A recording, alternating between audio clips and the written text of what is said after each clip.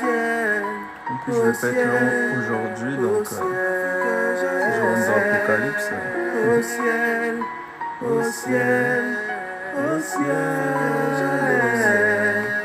au ciel, au ciel, au ciel.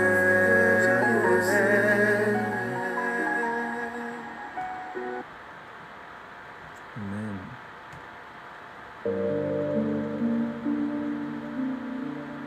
Shalom à tous, j'espère que vous allez bien. N'hésitez pas à partager, à tapoter, à republier. Je vais prendre une écriture dans Jérémie chapitre 18, verset 1. La parole qui fut adressée à Jérémie de la part de Yahweh en ces mots. Lève-toi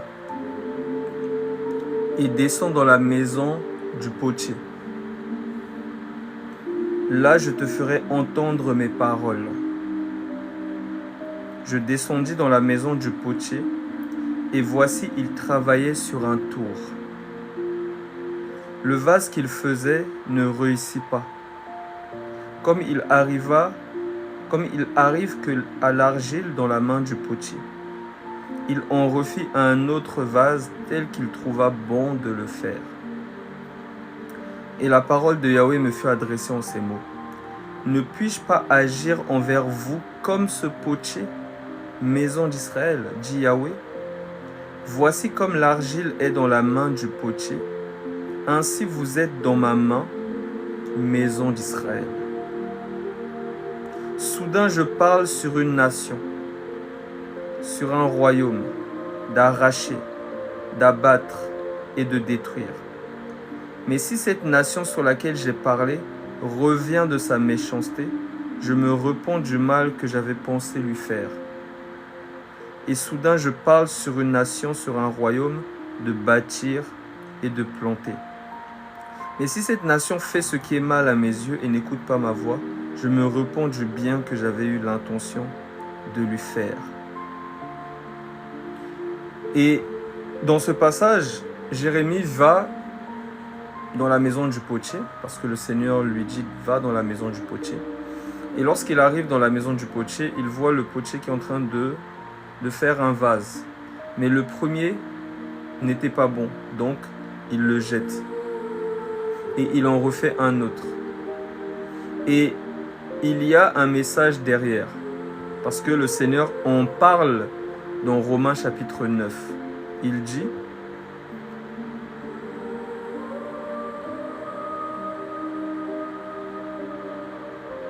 Romains chapitre 9,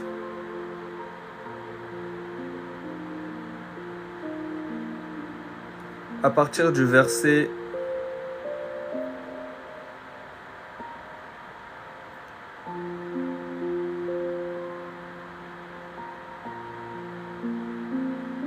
verset 12. Il fut dit à Rebecca, l'aîné sera assujetti au plus jeune selon qu'il est écrit. J'ai aimé Jacob et j'ai haï Ésaü. Que dirons-nous donc? Y a-t-il en Dieu de l'injustice? Loin de là.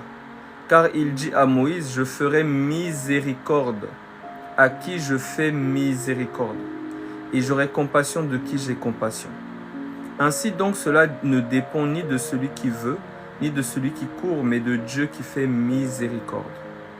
Car l'Écriture dit à Pharaon, je t'ai suscité à dessein pour montrer en toi ma puissance, et afin que mon nom soit publié par toute la terre. Ainsi il fait miséricorde à qui il veut, et il endurcit qui il veut. Tu me diras, pourquoi blâme-t-il encore? Car qui est ce qui résiste à sa volonté?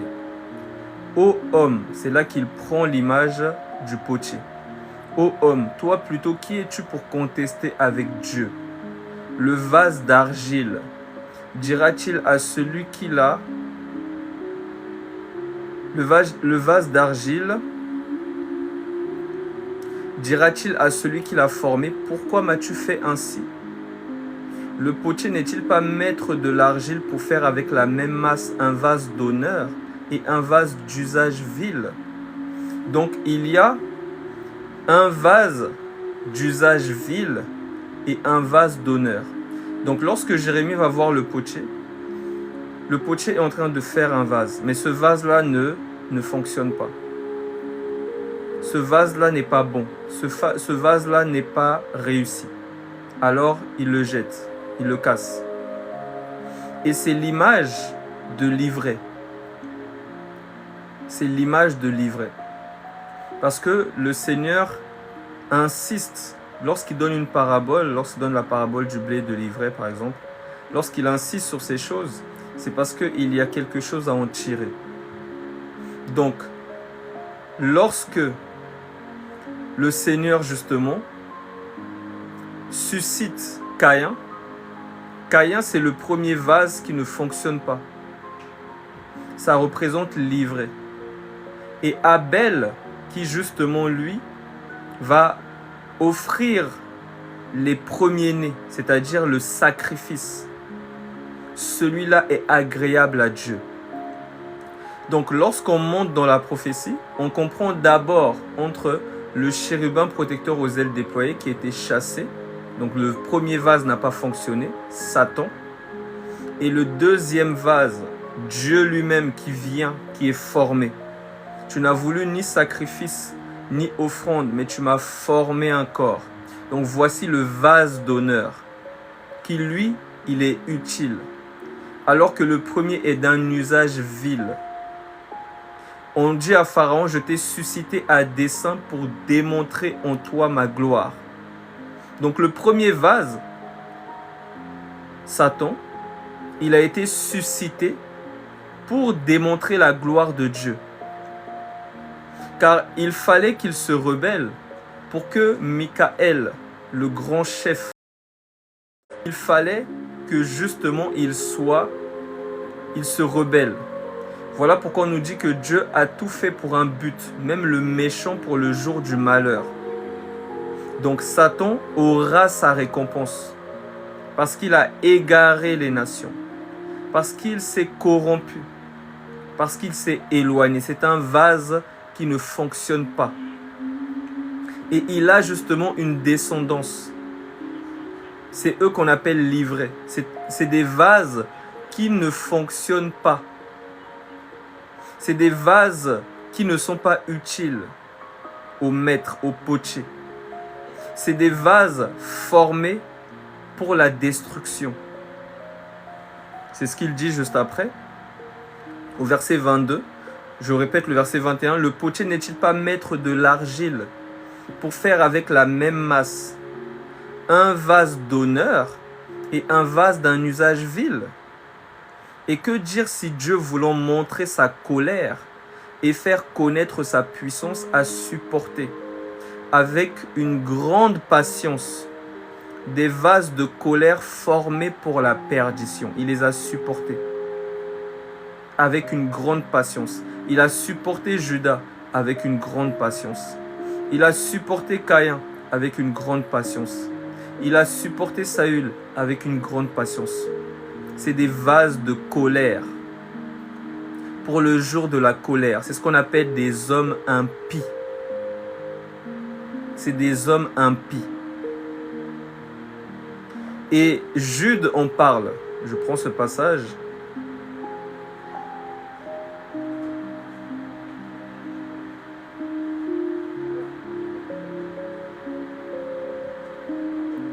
Jude chapitre 1, verset 1. Jude, serviteur de Jésus-Christ et frère de Jacques, à ceux qui ont été appelés, qui sont aimés en Dieu le Père et gardés pour Jésus-Christ. Que la miséricorde, la paix et la charité vous soient multipliées. Bien-aimés, comme je désirais vivement vous écrire au sujet de notre salut commun, je me suis senti obligé de le faire afin de vous exhorter à combattre pour la foi qui a été transmise aux saints une fois pour toutes. Donc il y a la foi qui est transmise aux saints. C'est des vases d'honneur. La parole a été écrite pour eux. C'est pour eux que la parole a été donnée. C'est pour les saints. C'est pour les fils de Dieu. C'est pour ceux qu'il a connus, ceux qu'il a élus avant la fondation du monde. D'autres, la parole n'est pas pour eux. ils ne peuvent pas accéder à la connaissance précise et correcte de la vérité. Comme dit les Écritures, ils peuvent faire des progrès, ils peuvent apprendre, mais ils ne peuvent pas accéder à la connaissance de la vérité. Parce que cette connaissance, elle est spirituelle. On la reçoit en esprit. Donc tu peux penser, comprendre, tu connais des versets par cœur. Il y a des musulmans même qui connaissent la Bible par cœur, qui citent des versets par cœur. Mais ils ne parviennent pas à l'essence de la parole. Ce que la parole véhicule, ce que la parole transmet, il le transmet au Saint, au Dieu. Et c'est ce que le Seigneur dit, je reviens dans Jude.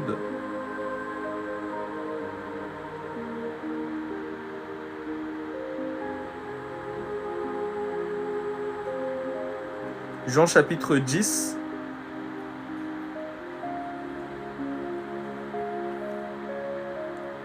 Je prends le verset 30. « Moi et le Père, nous sommes un. » Alors les Juifs prirent de nouveau des pierres pour le lapider.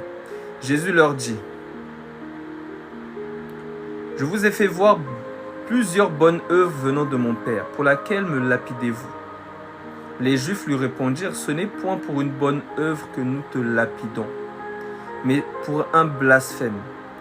Parce que toi qui es un Juif, tu te fais Dieu. » Donc le Seigneur Jésus-Christ se faisait Dieu. Jésus leur répondit, « N'est-il pas écrit dans votre loi, j'ai dit, vous êtes des dieux ?» Si elle a appelé Dieu ceux à qui la parole de Dieu a été adressée, et si l'écriture ne peut être anéantie. Donc, elle a appelé Dieu, avec un petit d, ceux à qui la parole de Dieu a été adressée. Donc, la parole de Dieu, elle est adressée aux dieux. Elle n'est pas adressée aux démons. Le Seigneur dit aux apôtres, « N'est-ce pas moi qui vous ai choisis, vous les 12, mais l'un parmi vous est un démon. La parole ne lui est pas adressée. » Ça veut dire il ne peut pas parvenir à la plénitude de la vérité. Il ne peut pas demeurer dans la vérité, comme son père le diable. Il va toujours s'éloigner et se perdre, tôt ou tard, parce qu'il n'est pas de Dieu. C'est ce qu'on appelle un vase d'usage vil, qui ne sert à rien. C'est l'ivraie. C'est la semence du diable. Parce que même le thon, le poisson, il a une semence. Les arbres ont une semence. Satan a une semence. Et lorsque les esprits arrivent sur terre, il y a les esprits qui viennent de Dieu, qui passent par la porte, c'est-à-dire la femme. Et il y a des esprits qui viennent du diable, qui passe par la porte, qui est la femme. Maintenant, ils sont même en train de faire dans des laboratoires, etc. Donc, voilà. Je repars dans Jude 1.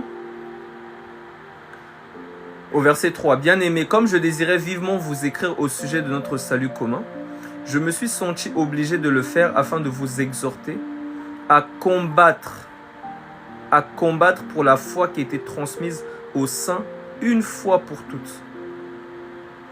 Une fois pour toutes, aux saints. La parole est sortie une fois pour toutes pour les dieux, pour les saints, pour les élus. Donc, c'est pour ça qu'on ne cherche pas à plaire à tout le monde. Lorsqu'on prêche la parole, c'est pour les enfants de Dieu.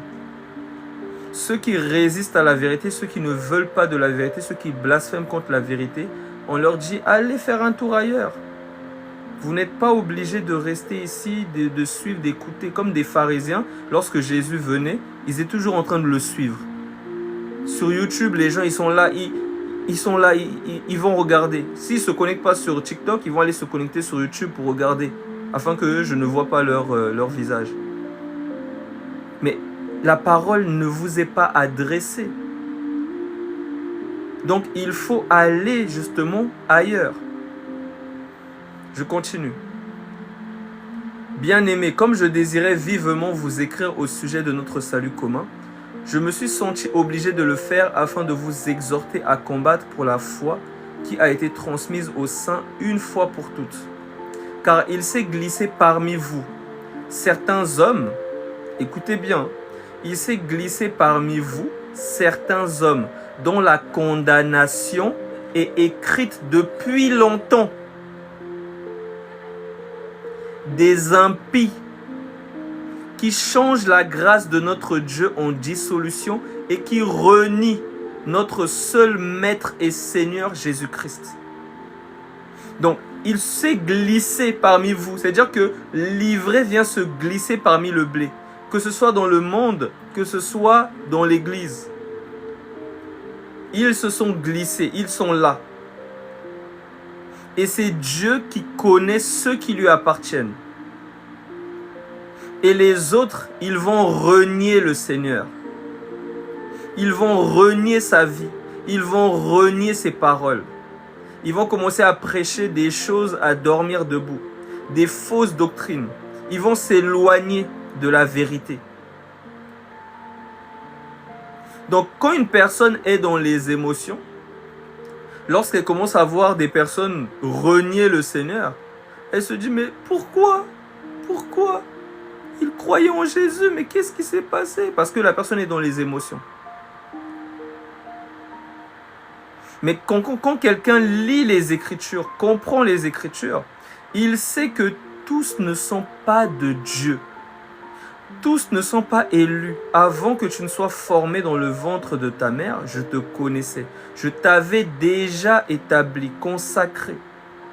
Donc il y a des gens qui sont déjà connus du Seigneur avant même qu'ils viennent dans le ventre de leur mère.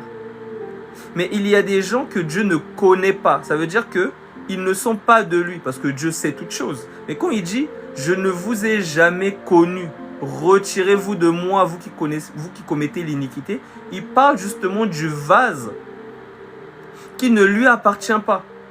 Un vase prédestiné pour la colère. Ce vase-là n'est pas de lui.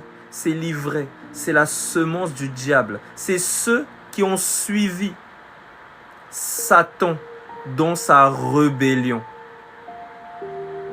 Parce que lorsque Satan s'est rebellé, il a entraîné beaucoup d'esprits. Et leur nombre est extraordinaire. Donc il a pris un tiers avec lui. Donc il y en a qui sont en train de...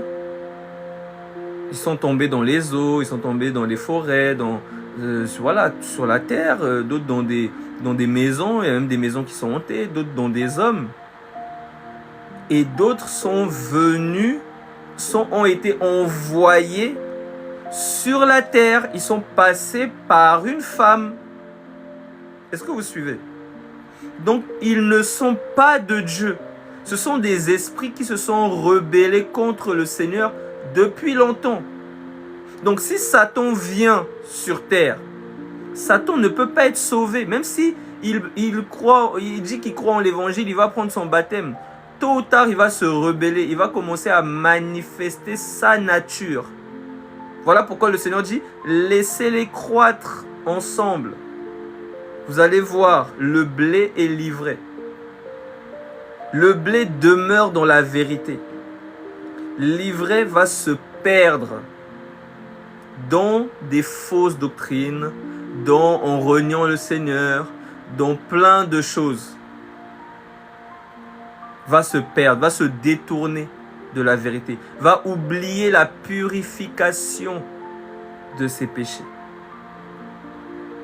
va renier, fouler aux pieds l'alliance des saints. Donc c'est obligatoire. C'est quelque chose qui doit arriver. Qui arrive et qu'on voit dans le monde entier. Et donc, il dit, je veux vous rappeler, à vous qui savez fort bien toutes ces choses, nous qui savons, que le Seigneur, après avoir sauvé le peuple et l'avoir tiré du pays d'Égypte, fit ensuite périr les incrédules, qu'il a réservés pour le jugement du grand jour, enchaînés éternellement par les ténèbres, les anges qui n'ont pas gardé leur dignité, mais qui ont abandonné leur propre demeure. Oh, mais il parle justement des personnes qui sont sorties d'Égypte. Pourquoi il dit les anges? Ah, la parole. Pourquoi il dit les anges qui n'ont pas gardé leur demeure? Pourquoi il dit ça? Pourtant, il est en train de parler des gens qui sont sortis d'Égypte. Je relis, hein. On a tous la même Bible, j'espère. Jude, chapitre 1, Yehuda, chapitre 1, verset 5. Je veux vous rappeler, à vous qui savez fort bien toutes ces choses, que le Seigneur, après avoir sauvé le peuple et l'avoir tiré du pays d'Égypte, fit ensuite périr les incrédules, qu'il a réservé pour le jugement du grand jour, enchaînés éternellement par les ténèbres, les anges qui n'ont pas gardé leur dignité, mais qui ont abandonné leur propre demeure. Donc, les personnes qui sont sorties d'Égypte, parmi eux, il y avait le blé, donc les enfants de Dieu, les dieux, avec un petit d. Et il y avait aussi l'ivraie, les démons qui se sont rebellés au ciel. Ils sont venus sur terre, ils sont nés, voilà, ils ont un papa, une maman, ils sont venus sur terre, ils ont vécu, ils ont grandi, etc. Mais ce sont des démons, ce sont des anges qui avaient quitté leur demeure. Ça veut dire ils ont quitté le ciel. Ils se sont rebellés contre la vérité. Ils n'ont pas demeuré dans la vérité. C'est ça la demeure des saints. La vérité. Mais comme leur père, le diable, ils ne sont pas demeurés dans la vérité. Ils ont quitté leur demeure. Donc comme je disais, il y en a qui sont venus dans les eaux, dans les forêts, voilà, partout sur toute la terre, dans des maisons hantées, dans des hommes. Ils sont même 3000, 10 000 dans des hommes. Et il y en a qui sont venus en chair, en passant par la femme. Et ils ont grandi, ils mangeaient, mais ce sont des démons, des anges déchus. Alors le Seigneur dit aux apôtres, n'est-ce pas moi qui vous ai choisi, vous les 12? Mais l'un parmi vous est un démon. Il n'a pas dit l'un parmi vous est possédé par un démon. L'un parmi vous est un démon. C'est un ange qui est enchaîné par les ténèbres. Il est dans des liens amers. C'est ce que les apôtres discernent avec Simon le magicien, qui est un vase pour la perdition. Je vous lis ça.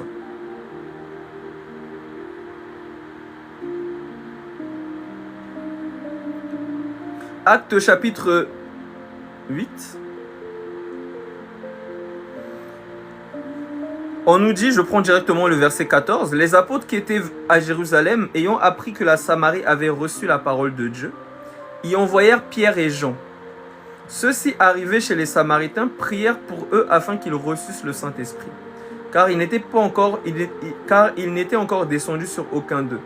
Ils avaient seulement été baptisés au nom du Seigneur Jésus. C'est en ce nom qu'on baptise. Et je ne cesserai de le répéter. Alors Pierre et Jean leur imposèrent les mains.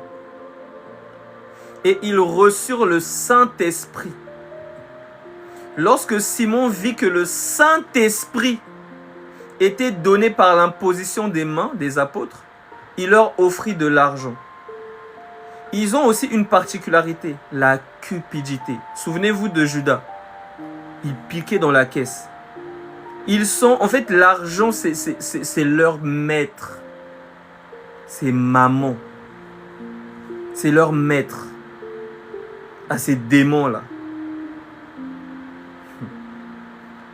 Lorsque Simon vit que le Saint-Esprit était donné par l'imposition des mains des apôtres, il leur offrit de l'argent, en disant, accordez-moi aussi ce pouvoir, afin que celui à qui j'imposerai les mains reçoive le Saint-Esprit. Mais Pierre lui dit, que ton argent périssent avec toi. Ça veut dire que toi, tu vas périr. Tu dois aller en enfer. Tu as un vase qui est formé pour périr. Donc, que ton argent périsse avec toi.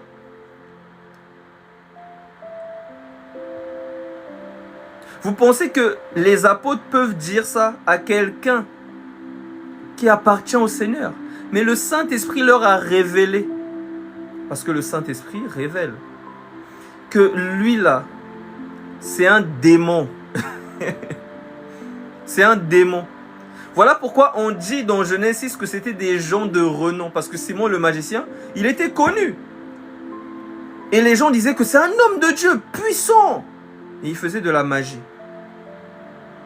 Et c'est un démon. Et les gens étaient là, waouh. Ils étaient époustouflés par Simon. Ils se disaient, waouh, c'est la puissance de Dieu. C'est la puissance de Dieu.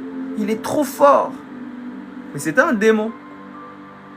Donc beaucoup de gens, ils disent qu'un tel c'est un serviteur de Dieu alors que c'est un démon. C'est pas moi, je lis les Écritures. Beaucoup disent qu'un tel, ah c'est un homme de Dieu, waouh. Non, c'est un serviteur de Dieu, waouh, puissant. C'est un démon. Il fait de la magie. Dieu ne le connaît pas. Et quand le Seigneur va venir, il va dire au Seigneur, mais Seigneur, on a prophétisé en ton nom. On a chassé les démons en ton nom. On a fait beaucoup de miracles en ton nom. Le Seigneur va leur dire, mais je ne vous ai jamais connus. Vous êtes des démons. Vous ne vous souvenez pas de ce qui s'est passé au ciel. Parce que le Seigneur dit à ses enfants, souvenez-vous de ce qui s'est passé dès les temps anciens. On se souvient petit à petit. Il y en a qui sont restés dans l'intégrité. D'autres ont quitté leur demeure. Ils ont été chassés du ciel. Et beaucoup sont sur terre. Ils sont là, ils sont présidents, ils sont politiques, ils sont voilà, dans les choses de la vie, ils travaillent, ceci, ils ont des enfants, ils n'ont pas d'enfants, ils sont mariés, ils ne sont pas mariés. Voilà, ils sont là dans la vie de tous les jours. Mais c'est eux que la Bible appelle des méchants. Des méchants. Même à l'école maternelle, si ton enfant est de Dieu, il y aura toujours l'ivraie qui va venir à côté de ton enfant pour commencer à lui dire. Parce que j'ai entendu ça. Hein. Il y a une maman, par exemple, son enfant est en maternelle. Un autre enfant est venu avec un téléphone. Je ne sais pas depuis quand les enfants arrivent à rentrer à l'école avec un téléphone portable. Il est venu à la cour de la récréation, il leur a montré du porno. Regarde. Donc, ça peut être un enfant de Dieu qui est dans l'erreur. Hein. Oui, ça existe. Il y a des enfants de Dieu qui sont dans l'erreur, qui font n'importe quoi. Le Seigneur va les rattraper. Mais il y a des gens, ce sont des démons. Et ils viennent coller les enfants de Dieu pour les corrompre. Car les mauvaises compagnies corrompent les bonnes mœurs. Donc, ils viennent coller les enfants de Dieu pour les corrompre, pour les endormir. Pour leur dire non, on va faire la bringue, on va faire la fiesta, on va faire, pour les détourner de leur objectif. Parce qu'un enfant de Dieu, il est venu sur terre pour un objectif. Mais eux, ils viennent coller les enfants de Dieu pour les détourner de leur objectif. Sans même le savoir. Hein. Parce que le meilleur espion, c'est celui qui ne sait pas qu'il est espion. Ça veut dire que tout est programmé en lui. Il ne sait pas qu'il est espion. Mais il est en mission. C'est ça le meilleur espion. Parce que si il est au courant, mais des fois quand il va mentir, il peut se faire griller. Mais quand il est convaincu de ce qu'il dit, là c'est un bon espion. C'est un très bon espion. Parce que lui-même il est convaincu. Quand il te dit mais non, mais je ne suis pas un espion, je n'ai rien fait, je suis pur. Il est convaincu de ce qu'il dit lui-même. Voilà pourquoi, regardez. Je vous donne 2 écritures.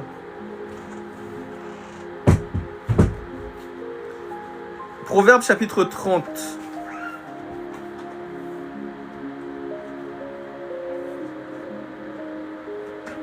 Proverbe chapitre 30.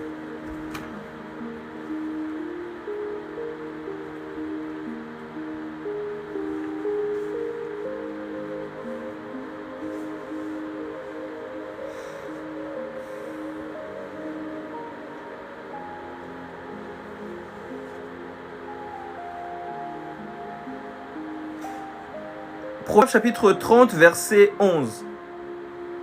Shalom mon frère. Il est une race qui maudit son père et qui ne bénit point sa mère. Là, on monte dans la révélation. Il est une race qui maudit son père et qui ne bénit point sa mère. Souvenez-vous, dans Proverbe, on nous dit souvent, mon fils, écoute les paroles de ton père. Garde les ordonnances de ta mère. Parce que le père représente la loi, c'est-à-dire la parole. La mère, c'est la grâce. Et nous sommes édifiés sur le fondement des apôtres et des prophètes, Jésus-Christ étant la pierre angulaire. Donc quand on parle du père et de la mère, ça représente la parole de Dieu. C'est Dieu lui-même, c'est ses écritures, c'est ses paroles qu'on doit garder. Mais il y a une race qui maudit son père, qui ne bénit point sa mère. Il est une race, verset 12, Proverbe 30, verset 12. Il est une race qui se croit pure et qui n'est pas lavé de sa souillure. Il est une race dont les yeux sont hautains et les paupières élevées. Les orgueilleux. Il est une race dont les dents sont des glaives et les mâchoires des couteaux pour dévorer le malheureux sur la terre et les indigents parmi les hommes. C'est-à-dire que leur bouche là, ils utilisent ça pour tuer les âmes. C'est des séducteurs. Comme les apôtres disent, vous avez entendu qu'un antéchrist vient. Sachez que actuellement, il y a plusieurs antéchrists. Ils sont sortis du milieu des nôtres, mais ils n'étaient pas des nôtres. Car s'ils étaient des nôtres, ils seraient demeurés avec nous. Donc, il y a des antéchrists. C'est des séducteurs. Et vous, mon fils, éloigne-toi de ces gens. Mais comment tu vas t'éloigner? Tu peux pas. Parce que c'est des humains. Il y en a même qui vont dire, moi je crois en Jésus. Mais t'inquiète pas. Le Seigneur va séparer. Il a une épée. Il a dit, je ferai la différence entre ceux qui me servent et ceux qui ne me servent pas. Ceux qui appartiennent à Dieu, c'est ceux qui ne lui appartiennent pas. Laissez-les croître, le blé est livré. On verra. On verra. Proverbe chapitre 1. Mon fils, écoute, on nous dit, Proverbe 1, verset 8. Écoute mon fils, l'instruction de ton père et ne rejette pas l'enseignement de ta mère. J'espère que vous avez maintenant bien compris quand on parle dans la prophétie. Parce que lorsqu'on descend dans la doctrine, ton père, il te dit des choses qui sont bons pour toi. Ta mère aussi te donne des conseils qui sont bons pour toi. Tu dois prêter attention à ça. Tu ne dois pas te dire oui, oui. Donc là, dans la doctrine, les enfants doivent écouter leurs parents. Doivent prêter attention aux conseils qu'ils leur donnent parce qu'ils ont l'expérience de la vie. Ils savent. Parce que souvent, l'enfant, lui, se dit, non, je connais, non. Non, tu dois écouter aussi. Tu dois prêter l'oreille. Bon, il y a des parents qui sont aussi bizarres. Mais il y a des parents qui donnent des bons conseils. Mais lorsqu'on monte dans la prophétie, parce que comme vous savez, la parole, elle a plusieurs niveaux de compréhension, de révélation, de profondeur, etc. Donc lorsque on monte, on comprend que le père, la mère, c'est toujours le Seigneur. Ces paroles. Les paroles qui sont dans l'ancienne alliance, les paroles qui sont dans la nouvelle alliance. Proverbe 1, verset 8. Écoute, mon fils, l'instruction de ton père et ne rejette pas l'enseignement de ta mère. Car c'est une couronne de grâce pour ta tête, la couronne de justice, et une parure pour ton cou. Ne vous parez pas de ceci, de cela. Parez-vous d'eux. Voilà la parure, c'est la parole de Dieu. Mon fils, si des pécheurs veulent te séduire, ne te laisse pas gagner. S'ils disent, viens avec nous, dressons des embûches, versons du sang, tendons des pièges à celui qui repose en vain sur son innocence. Engloutissons-les tous vifs, comme le séjour des morts, et tout entier comme ceux qui descendent dans la fosse. Nous trouverons toutes sortes de biens précieux. Nous remplirons de butin nos maisons parce qu'ils dépouillent des gens. Tu auras ta part avec nous. Il n'y aura qu'une bourse pour nous tous. Mon fils, ne te mets pas en chemin avec eux. Détourne ton pied de leur sentier, car leurs pieds courent au mal, et ils ont hâte de répandre le sang. Cette race-là, séparation. Séparation. Ils tentent des embûches. Ils sont dans la cupidité. Ils détruisent des familles. Ils divisent des foyers. Pourquoi? Pour l'argent. Ils se concertent. On va éloigner, on va détourner les âmes. On va gagner des personnes pour les détourner de Dieu, pour leur enseigner autre chose, pour tordre les Écritures. Ils vont être dans des loges, dans plein de choses. Ils vont égarer. On va leur dire, égarez la multitude. Utilisez non votre don pour servir Dieu, mais pour égarer, pour que les gens soient dans la distraction, pour que les gens soient à vos pieds, pour que les gens vous adulent. Utilisez votre don pour cela. Et ils vont, ne les suivez pas. Ce sont des démons. Leur condamnation est déjà écrite depuis longtemps. Leur condamnation ne sommeille ni ne dort. Leur temps arrive. Car ils pensent qu'ils sont immortels, mais ils vont mourir. L'être humain va mourir. Et c'est là que vient le jugement. Soit auprès de Dieu, soit séparés pour l'éternité. Donc beaucoup, ils vivent comme s'il n'y a pas de lendemain. Il n'y a pas d'éternité. Ils vivent comme si le monde les appartienne. Et souvent, c'est ça leur prédication. Le monde t'appartient, lève-toi, tu es ton propre Dieu, tu n'as besoin de personne. Leur baratin. Le monde ne t'appartient pas, le monde appartient à Jésus. Le monde appartient à Jésus. Et si tu es en Jésus, là, le monde t'appartient.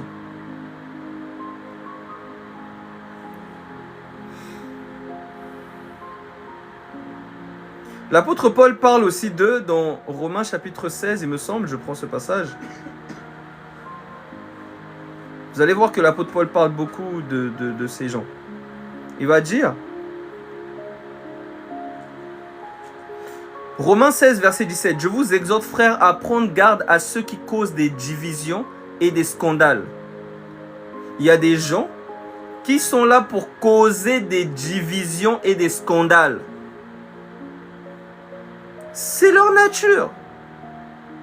C'est ce qu'ils sont. Ils ne peuvent pas passer une journée sans parler sur les gens. Oh, tu sais un tel, oh, oh. Les Congosa, les murmures. Ils n'ont rien à faire. Donc, pour passer le temps, ils parlent sur les gens. Ils provoquent des divisions. Oh, tu sais pas ce qu'un tel il a dit sur toi. Après, ils vont chez l'autre. Tu sais pas ce que lui il a dit sur toi. Ils sont dans le monde. Ils sont aussi dans les assemblées, dans les églises. Je vous exhorte, frères, à prendre garde à ceux qui causent des divisions et des scandales, au préjudice de l'enseignement que vous avez reçu. Éloignez-vous d'eux, car de tels hommes ne servent point Christ, notre Seigneur, mais leur propre ventre. Et par des paroles douces et flatteuses, ils séduisent le cœur des simples. Donc des personnes qui ne sont pas affermies, qui ne connaissent pas encore bien la parole, qui viennent d'arriver dans le Seigneur. Ils les séduisent, ils les capturent pour mieux les détruire. Comme disait le Seigneur aux pharisiens, vous courez les nations pour faire des prosélytes. Les prosélytes, c'est en gros des disciples. Et vous en faites 2 fois pire que vous des fils pour la géhenne, pour l'enfer. Donc, ils cherchent des âmes qui ne sont pas affermies pour les détruire, pour les capturer et pour leur enseigner des mensonges. et pour que ces personnes-là soient envoûtées par eux. Voilà pourquoi vous allez voir des églises où on fouette même les gens. On lave les parties intimes des femmes. Ça couche avec les sœurs de l'assemblée à gauche. Donc, ils ne servent pas Christ, ils ont un autre objectif. Ils ne cherchent pas à ce que le nom de Jésus soit glorifié. Ils ne cherchent pas à ce que le Seigneur soit glorifié. Ils ne cherchent pas ça. Ils cherchent justement à capturer et à enfermer les gens dans ce que vous allez voir, il y a des gens qui appellent ça la religion. Mais ce n'est pas la religion dans ce sens-là, parce que la religion, c'est la religion du Seigneur Jésus-Christ. Mais il y a une autre forme où on amène les gens à être congelés. On ne leur parle pas de leur don, de leur identité, on les amène juste à être là. À être là. C'est-à-dire, ils ne servent pas le Seigneur, ils ne font rien pour Dieu, ils sont juste là. Tous les dimanches, ils viennent. Après, ils repartent. Ils viennent. On ne leur pousse pas à connaître le Seigneur, à comprendre leur identité, ce qu'ils ont et ce qu'ils peuvent mettre en pratique pour Dieu. Mais on les endort, on les aliène. Ils sont aliénés. Ils sont congelés. Ils sont comme dans des boîtes de sardines.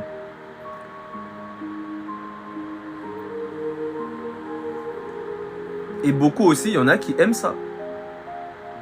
Ils aiment ça, ça ne les dérange pas.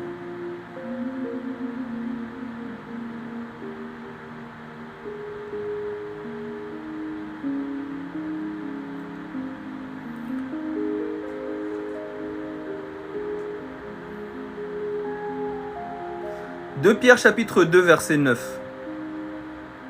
Le Seigneur s'est délivré de l'épreuve les hommes pieux et réservé les injustes pour être punis au jour du jugement. Les injustes, c'est eux. Quand vous allez voir souvent dans les Écritures, faites bien attention, vous allez voir souvent dans Proverbes ou même dans les psaumes, on vous parle du juste et du méchant. Cette fois, le juste tombe, cette fois, il se relève. Le méchant, on vous parle du méchant. Le méchant, Dieu a créé toutes choses pour un but, même le méchant pour le jour du malheur. On vous dit dans le psaume 1, les méchants ne résistent pas dans l'assemblée des justes. Donc il y a les justes, c'est ceux que le Seigneur a connus avant la fondation du monde. Et il y a les méchants. Il y a les justes, Pierre, il y a les méchants, Judas. Est-ce que Pierre est parfait? Non. Est-ce que Judas est parfait? Non. Mais il y en a un qui est de Dieu, un qui n'est pas de Dieu.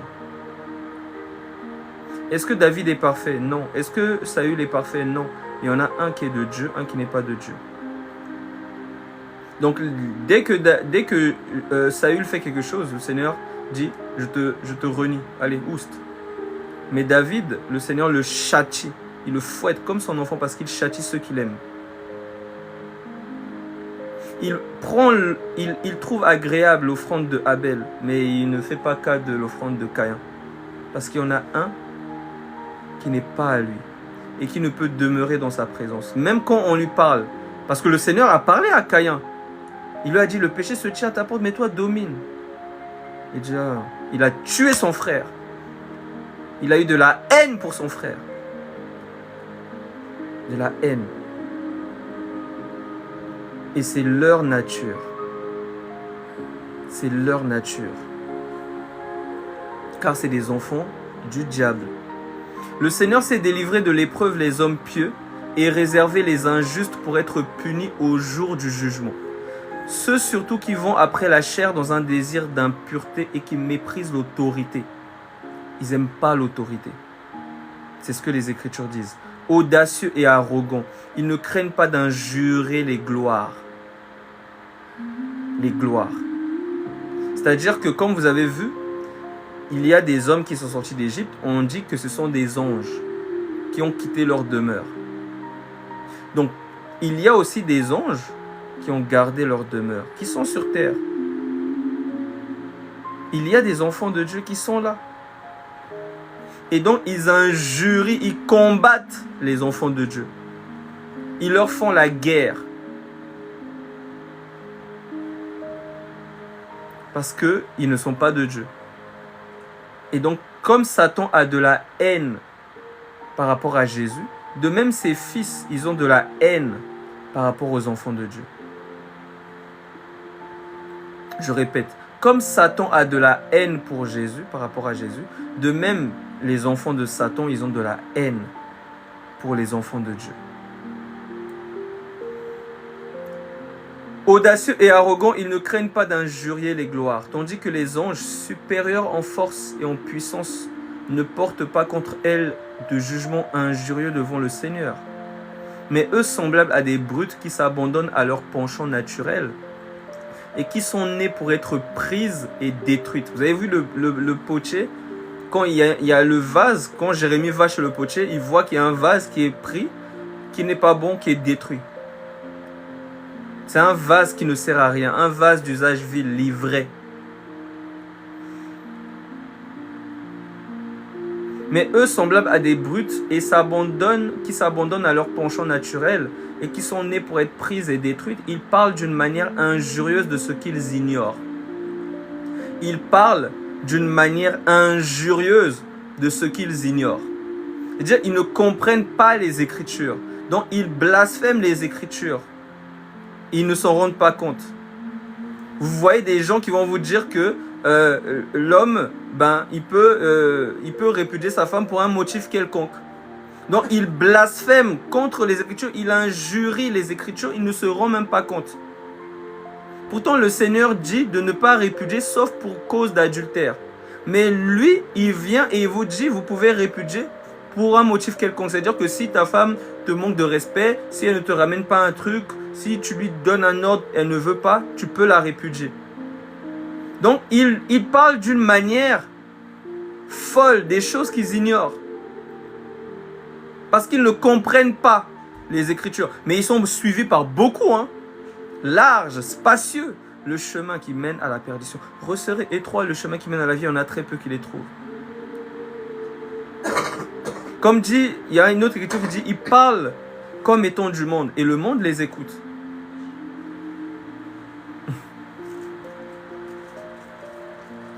Ils parlent d'une manière injurieuse de ce qu'ils ignorent, et ils périront par leur propre corruption, recevant ainsi le salaire de leur iniquité. Ils trouvent leur délice à se livrer au plaisir en plein jour. Hommes tarés et souillés, ils se délectent dans leur tromperie en faisant bonne chère avec vous. Ils sont là parmi les enfants de Dieu. Ils ont les yeux pleins d'adultère et insatiables de péché. Ils attrapent les âmes mal affermies. Ils ont le cœur exercé à la cupidité. C'est-à-dire, ils font des pompes. Ils font des tractions de cupidité. Donc, ils sont exercés. Ils savent comment manipuler. Vous allez voir beaucoup de gourous. Ils arrivent à amener des personnes à se... Ils prennent des médicaments, tous ils meurent. Parce que le gourou a dit. Ils arrivent vraiment à faire des choses. Mais tu te dis, mais qu'est-ce qu'on leur a fait? Ils sont envoûtés par des démons qui sont venus en chair. Et ces démons-là, ils ont une intelligence extraordinaire. Ils sont exercés au mal. Ils ont une intelligence satanique. C'est-à-dire que tu te dis, mais waouh! Avec ma femme, on regardait un film là, sur Netflix, là, Le Serpent. Un documentaire. Non, c'est pas un film. Ouais, c'est les deux. Sur une personne qui a vraiment un gourou comme ça. Qui travaillait à l'époque des hippies et tout. Donc, ils ont une technique d'approche pour te détourner, pour te détruire, pour te dépouiller, pour t'anéantir, pour diviser ton foyer, pour détruire ton couple, pour détruire ta maison. Parce que comme leur père, le diable, ils ne viennent que pour égorger, voler, détruire. C'est-à-dire tôt ou tard, vous les reconnaîtrez par leurs fruits. Vous vous souvenez de Matthieu 7, Voilà, ça commence à remonter. Vous les reconnaîtrez. Vous les reconnaîtrez. Parce qu'ils ne sont pas de Dieu. ils ne sont pas de Dieu. Ils ont les yeux pleins d'adultère et insatiables de péché. Ils attrapent les âmes mal affermies. Ils ont le cœur exercé à la cupidité. Ce sont des enfants de malédiction.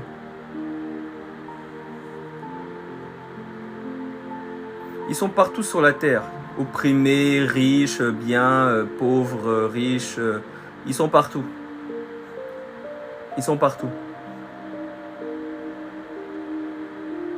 Il y a des gens qui sont opprimés, qui vont aller en enfer.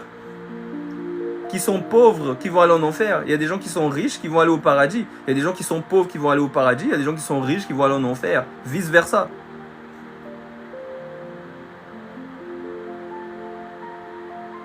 Donc,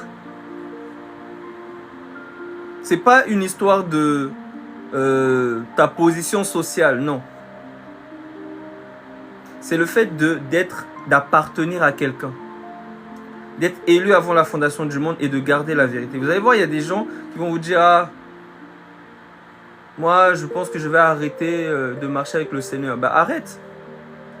C'est quand tu vas arrêter là et que tu vas mourir dans le fait que tu as arrêté de marcher avec le Seigneur, on saura que tu es un démon. Mais il est écrit, celui qui persévérera jusqu'à la fin, celui-là sera sauvé. Nous ne sommes pas de ceux qui se retirent pour se perdre. Nous sommes de ceux qui ont la foi pour gagner leur âme. Donc il y en a qui ne vont pas persévérer dans la vérité. Ou qui ne vont même pas accepter la vérité. Tu parles, aux histoires là. Ils vont mourir comme ça. Ils montrent leur nature. Ils n'appartiennent pas à Dieu. Car le Seigneur connaît ceux qui lui appartiennent. Il le dit. 1 Timothée.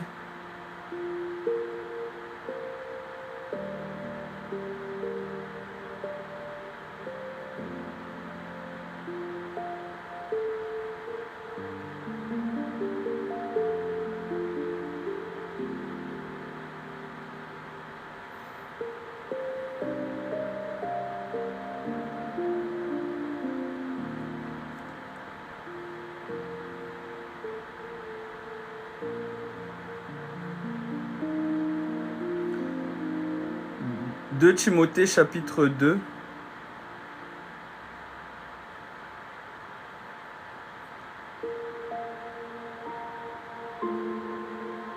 à partir du verset 11. Cette parole est certaine. Cette parole est certaine. Si nous sommes morts avec lui, nous vivrons aussi avec lui. Si nous persévérons, nous régnerons aussi avec lui. Nous vivrons, je répète, 2 Timothée 2, verset 11. Cette parole est certaine. Si nous sommes morts avec lui, nous vivrons aussi avec lui. Si nous persévérons, nous régnerons aussi avec lui. Si nous le renions, lui aussi nous reniera. Donc il y a des gens qui vont renier le Seigneur et Dieu va les renier. Parce qu'ils ne sont pas à Dieu, ils ne lui appartiennent pas. Vous allez voir, le Seigneur dit dans l'Apocalypse, si tu ne te repens pas, je viendrai, j'ôterai le chandelier du milieu de toi, je te vomirai de ma bouche. Il sait qu'il y a des personnes qui ne vont pas garder la vérité. Il va les vomir, il va les rejeter, ils vont abandonner. C'est comme ça que ça va se manifester. Ils vont abandonner la vérité. Ils sont vomis parce qu'ils ont négligé la parole de Dieu. Ils n'en ont pas fait cas. Ils ont mené leur vie comme si de rien n'était. Ils ont oublié qu'il y a un code de la vie. Vous savez, il y a le code de la route, il y a les notices quand vous achetez un ordinateur, il y a une notice, etc. Et il y a le code de la vie, la notice de la vie. Ils ont négligé la parole de Dieu.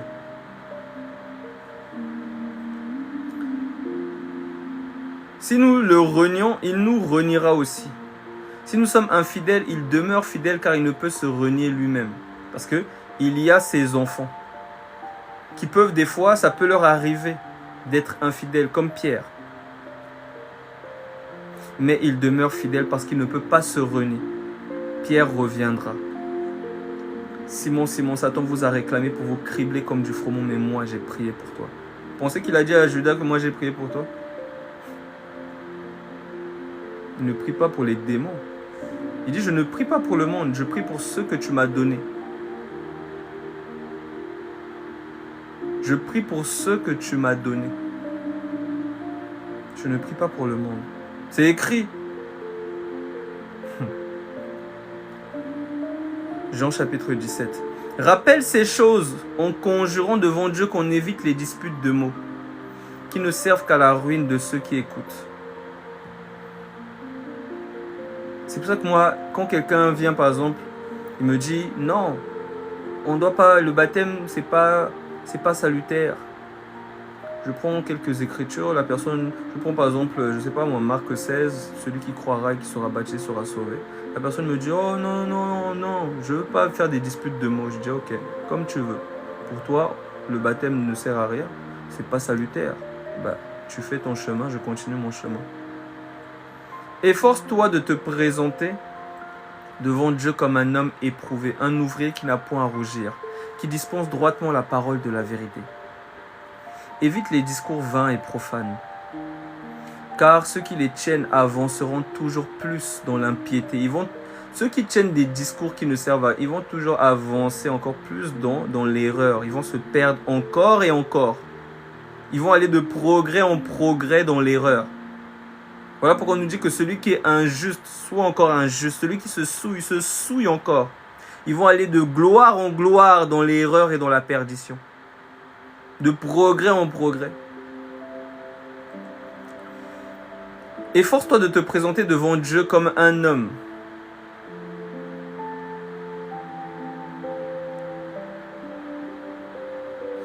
Comme un homme éprouvé, un ouvrier qui n'a point à rougir, qui dispense droitement la parole de la vérité. Évite les discours vains et profanes, car ceux qui les tiennent avanceront toujours plus dans l'impiété, et leur parole rongera comme la gangrène. De ce nombre, Hyménée et Philette, qui se sont détournés de la vérité. Donc il y a des vérités qui sont données, des paroles, des choses qui sont claires, qui sont là. Les gens se détournent de ces vérités. Jésus-Christ lui-même, il a pris son baptême. Jésus, il a pris son baptême. Mais les gens combattent le baptême. Je ne sais pas pourquoi. Je ne sais pas ce qui se passe avec le baptême. Je ne sais pas pourquoi ça les agite autant. Ils combattent le baptême. Ils se détournent de la vérité. Eux-mêmes, des fois, ils ont même pris leur baptême. Mais ils ne veulent pas que les gens prennent. Ils disent non, c'est pas important, ça ne sert à rien. C'est pas salutaire. Ça n'a rien à voir avec le salut. Mais celui qui croira et qui sera baptisé sera sauvé. Salut, salutaire. De ce nombre sont Hyménée et Philette qui se sont détournés de la vérité. Disons que la résurrection est déjà arrivée. Il y a des gens qui se détournent de la vérité et qui vont prêcher des choses qui vont renverser la foi de beaucoup. C'est pas des petites choses. C'est pas genre oh non, le dimanche c'est le jour du Seigneur, ou bien moi je mange pas telle viande et les sacrifier à une idole, moi ceci. Non, c'est pas des petites choses des bébés, non. C'est des doctrines qui vont renverser la foi de chacun, qui vont détruire des vies, qui vont détruire des familles. Comme par exemple quand on vous dit par exemple que tu peux répudier ta femme si elle ne t'écoute pas. C'est pas des petites phrases. C'est comme on dit, leurs dents sont des glaives. C'est là pour détruire. Tu mets ça en pratique, tu vas mourir. Donc dès que tu vas te prendre la tête avec ta femme, déjà c'est bon. En plus le prédicateur il avait dit qu'on peut répudier pour tout. Donc allez, quitte-la. Donc ça ne te garde, parce que c'est la parole de vie qui te garde. Mais quand je te détourne de la vérité, tu vas te perdre, ça va t'éloigner et ça va te détruire. À petit feu, tout doucement, doucement, mais sûrement. Doucement, mais sûrement. De la même manière, la parole de la vérité, elle te fait grandir doucement, mais sûrement. Quand tu écoutes la vérité, il y a un changement en toi. Même si tu as des épreuves, même si c'est dur, mais tu sais que non, cette parole-là, elle me donne la vie. Il y a quelque chose qui se passe. Je ne me rends pas encore compte, mais je grandis.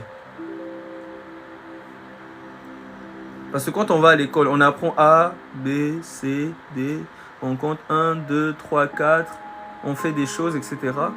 Mais on ne se rend pas compte que ces choses sont très importantes pour la suite. Pour notre travail, quand on va aller au magasin, pour calculer, pour ceci, pour plein de choses. Mais ça paraît rien au début. Ou ça paraît des fois difficile au début. Mais c'est très important. Voilà pourquoi le Seigneur dit à Marie, tu as choisi la bonne part qui ne te sera jamais ôtée. C'est la bonne part. C'est ça dont tu as besoin. Mais les choses qui se détournent de la vérité là vont vous tuer. C'est ce que le Seigneur a dit. Écoute l'enseignement de ton Père. Écoute. Ne te détourne pas des voies de ta mère. Reste ancré dans la vérité. Car beaucoup vont se détourner. Et si tu es dans les émotions, tu vas les suivre. Tu vas les suivre.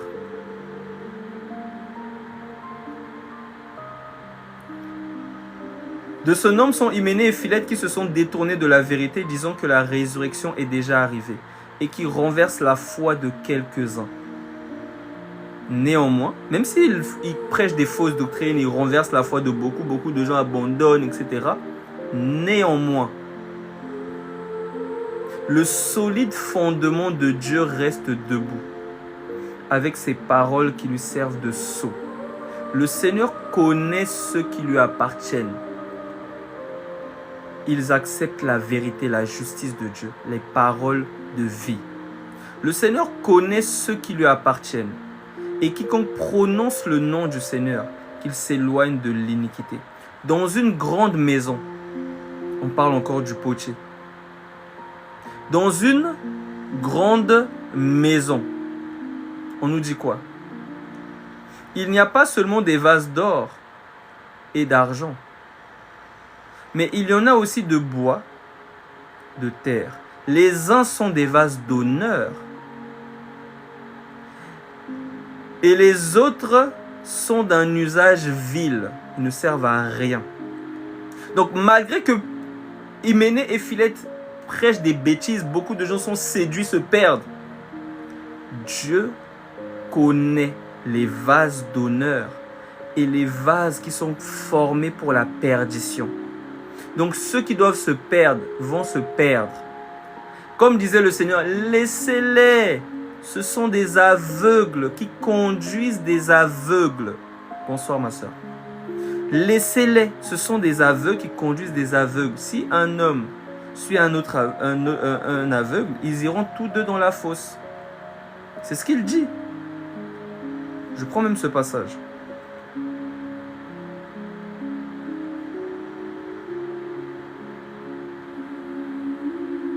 Matthieu 15. Et je reviens dans 2 Timothée. Je vais clôturer pour ne pas être trop long. Matthieu chapitre 15.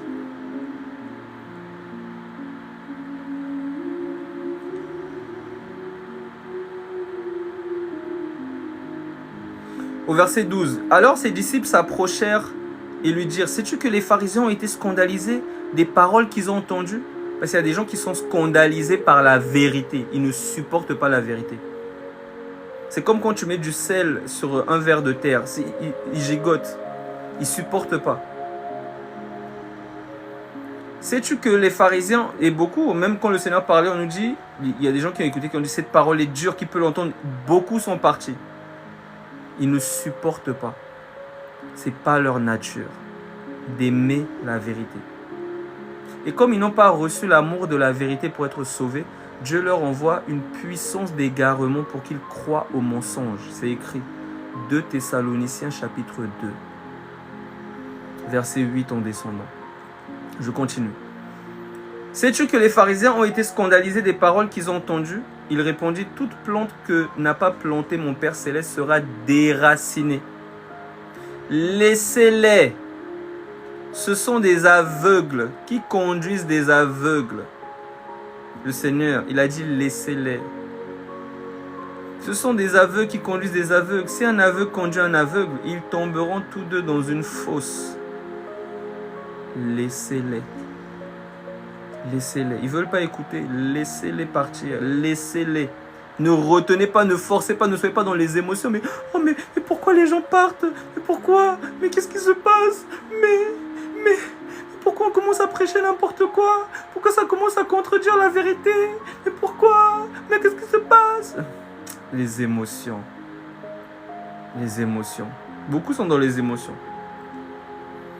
2 Timothée 2, je termine, on nous dit, au verset 17, donc je disais, de ce nombre sont Hyménée et Philette qui se sont détournés de la vérité, disons que la résurrection est déjà arrivée et qui renverse la foi de quelques-uns.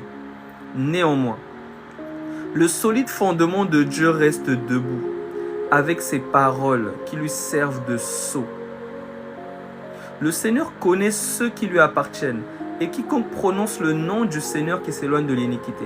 Dans une grande maison, il n'y a pas seulement des vases d'or et d'argent, mais il y en a aussi de bois et de terre. Les uns sont des vases d'honneur, les autres sont d'un usage vil, ils ne servent à rien. Si donc quelqu'un se conserve pur, vous savez, c'est un peu comme, vous savez, il y a des, comment on appelle ça, je prends un exemple terre à terre pour la vie de tous les jours. Il y a une différence entre les couverts que tu vas acheter qui sont en fer, tout ça que tu as acheté qui sont là dans ton tiroir. Et lorsque par exemple il y a une fête, tu vas acheter les couverts en plastique. Donc ça là, tu as pris ça juste, tu vas jeter ça. Tu sais que ça ne va pas rester dans ta cuisine. C'est juste pour la fête là, ensuite on jette. Donc il y a des gens comme Saül, on les utilise pour servir Dieu vite fait, ensuite on les jette. Il y a des gens comme Judas, on les utilise pour servir Dieu vite fait, ensuite on les jette. Ce sont des vases d'un usage vil, ils ne servent à rien, sinon à être détruits, livrés.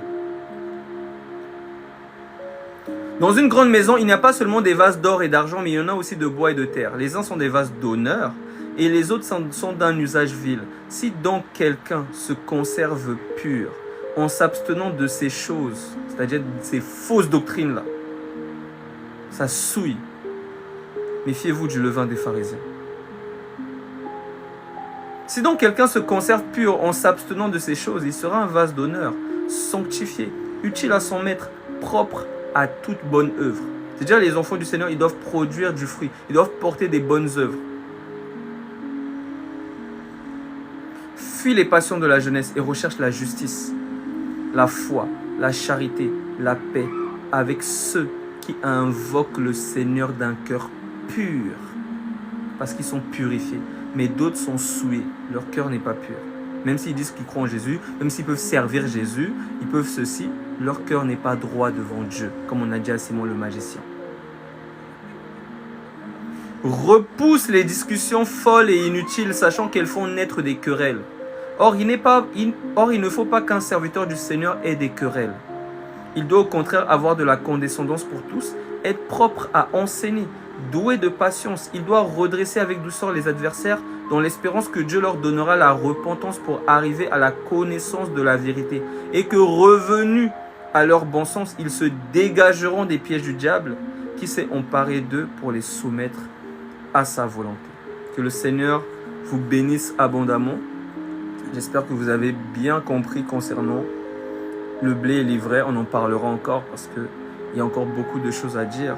Mais déjà, j'espère que cette partie a été comprise. Pour ceux qui n'ont pas tout écouté, je mettrai sur YouTube. Le YouTube, c'est Délices de Jésus.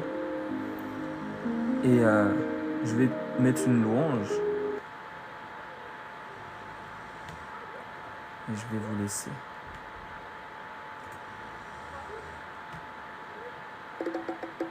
La Bible déclare dans Proverbes 6, 6 à 9. Va vers la fourmi J'écoute ça avec mes paresseuse, enfants. considère ses voies et deviens sage. Va vers la fourmi Elle paresseuse. n'a ni chef, ni inspecteur, ni maître. Elle prépare en été sa nourriture. Elle amasse pendant la moisson de quoi manger. Paresseux, jusqu'à quand seras-tu couché? Quand te lèveras-tu de ton sommeil? Fourmi, fourmi, Gloire à Dieu, pas paresseuse, toujours heureuse. travail, bataille. Oh, ne lâche pas. Regarde la fourmi, jamais endormie. Regarde la fourmi. Pas à pas, Les serviteurs du Seigneur sont des fourmis. Ils travaillent. Dieu la voit, Dieu la guide.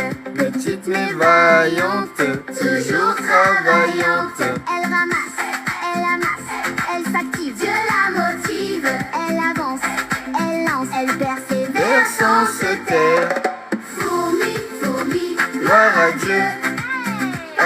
paresseuse, toujours heureuse.